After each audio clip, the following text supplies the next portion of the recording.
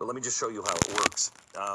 There are five moral foundations that our society generally runs on, and it's loyalty and betrayal, sanctity and disgust, authority and subversion, care and harm, liberty and oppression. So the flip side of five moral pillars. What Jonathan Heidt found in his research is that conservatives have loyalty and betrayal, sanctity and disgust, authority and subversion. We have those strongly. Liberals have care and harm and liberty and oppression. And they really have care and oppression. They don't focus on liberty as much as they focus on oppression.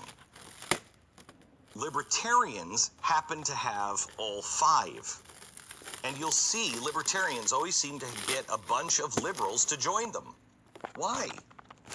Because they're the only ones speaking from a place of authenticity on care and harm, liberty and oppression.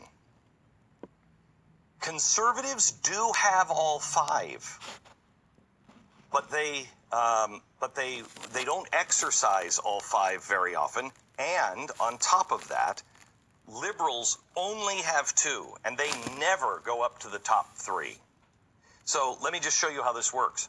When it comes to healthcare, they argue healthcare, you don't care, you want to harm the people, you want to kill people.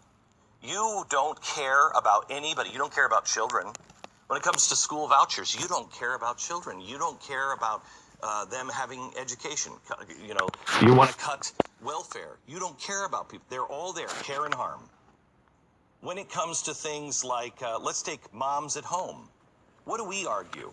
We argue moms because that's a sacred job. We're arguing sanctity. We look at motherhood as a sacred job, a sacred responsibility with your child.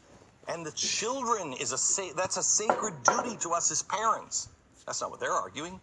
They're arguing oppression. You are oppressing the woman by making her stay at home. And they mean that as much as we mean it's sacred. But they don't relate to sacred responsibilities, and I'm speaking generally, and we don't relate to oppression, speaking generally. We don't relate to that. So we're using different languages. It's like going to Mexico and speaking French. So what we have to do is we have to move, for instance, under sanctity and disgust. Have you ever noticed how disgusting the left can get in things? Like there's nothing too vile. Occupy Wall Street. There's a protest. We can't relate to them because they're crapping on cars and smearing feces on things. There's no disgust that is too low for them because they don't have the sanctity bar.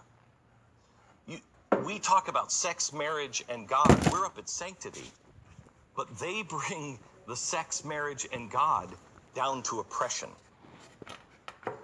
That's why we're not able to understand each other. We literally are speaking two different languages, and somebody has to master the second language. And I am asking you to help us and let us help you master a second language and begin to speak a different language. Because if there's enough of us doing it, we can stop humanity from going over the cliff. And we're never going to win with just a great argument because we're not speaking the same language. Back in just a second. ZipRecruiter, unlike other